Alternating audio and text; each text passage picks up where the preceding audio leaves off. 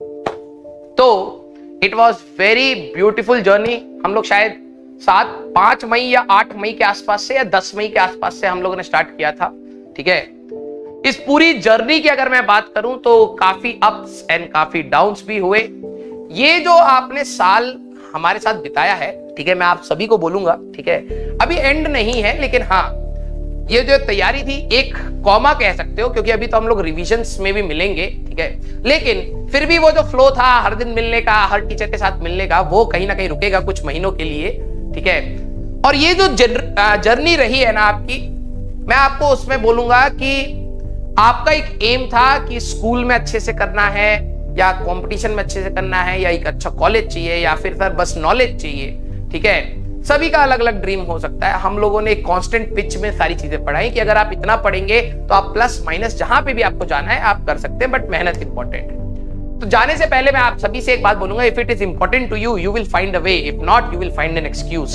ठीक है, अगर आपके लिए आईआईटी में पहुंचना इंपॉर्टेंट है या फिर आपको लगता है कि वो आपके लिए सही में है, ठीक है, जो बच्चे कहते हैं ना कि सर 2 महीने में तो हम लोग डिमोटिवेट हो जाएंगे, हमारा कांटेक्ट नहीं है, हम कैसे रहें, तो याद रखना बेटा कि जब तक आप डिसिप्लिन्ड है ना, कोई आपको डिमोटिवेट ही नहीं कर सकता, कोई डिमोटिवेट नहीं कर सकता। ठीक है, you have to be disciplined first. ठीक है, जब आपका एक प्रॉपर रूटीन होता है, आप प्रॉपरली उठते हैं, आप अपना टाइम इन्वेस्ट करते हैं किसी भी चीज में, ठीक है, और एनालिसिस करते हैं, discipline with analysis. You don't need motivation for IIT JEE, you need discipline and analysis, that's it. ठीक है, अगर आप एक मीडियोकर हैं, वीक हैं, जो जैसे भी बच्चे, तो आपका इस डिसिप्लिन का कंटेंट कितना है कि आप कितने डिसिप्लिन है और एनालिसिस कितनी अच्छी रखते हैं, वो आपकी रैंक डिसाइड करेगा। अगर आप इधर उधर भागेंगे तो मैं आप सभी को बताऊंगा कि आखिरी में आपको एक्सक्यूज फाइंड करना पड़ेगा कि क्यों नहीं हुआ। रीजन आपको पता होगा लेकिन आप दूसरों को सिर्फ एक्सक्यूज बताएंगे। ठीक है, तो मैं आप सभी लोगों को तहे दिल से बोलूंगा कि अगर आपकी प्रिपरेशन आपके लिए उतनी ही इंपॉर्टेंट रखती है जितना हमारे लिए आपको पढ़ाना रखता है, ठीक है, तो आप अपनी मेहनत को हमेशा अलाइन रखिए। आप में से कई सारे बच्चे ऐसे होंगे जिन्होंने फर्स्ट डे ऑफ 11th में ये सोचा होगा, क्योंकि अब 11वीं खत्म हो रही है, तो मैं अब आपको एक चीज बताऊंगा, ठीक है, कि जब 11वीं स्टार्ट हुई होगी तो आपने 10वीं के जो कुकर्म किए थे उसको सोच के ये मना लिया होगा कि यार इस बार मैं गलती नहीं होने दूंगा, इस बार मैं स्टार्टिंग से पढ़ूंगा, इस बार मैं कोई भी चीज पेंडिंग नहीं छोड़ूंगा। ठीक है, आपने सारे प्लान्स बनाए और आज की डेट में वो प्लान्स धरे के धरे रह गए। मैं पूरी श्योरिटी के साथ कहता हूं, क्यों? क्योंकि प्लान्स पेपर या दिमाग में बनाए, उसका एग्जीक्यूशन करते समय हमेशा अप्स एंड डाउन आते हैं और बच्चा उसको मानता ही नहीं है कि ये प्लान जो उन्होंने बनाया वो परफेक्ट नहीं है।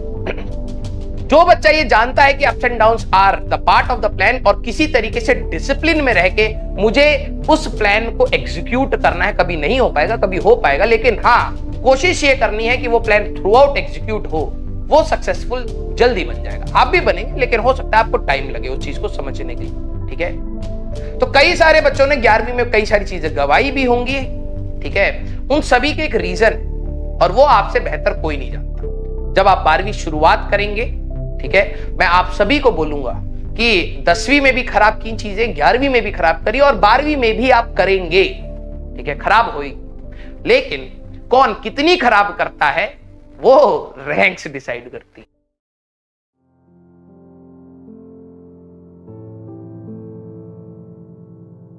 मैंने तुमको चाहा, तुमसे प्यार किया, कुछ सोचा ना समझा, प्रेम का रोग लिया, बन गई जोगन मैंने प्रीत का रोग लिया, कुछ सोचा ना समझा, प्रेम का रोग लिया, परदेसी मेरे यारा,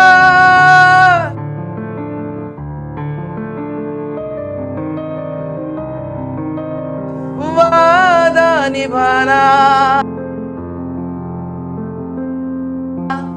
मुझे याद रखना, कहीं भूल न जाना, परदेसी परदेसी जाना नहीं, मुझे छोड़ के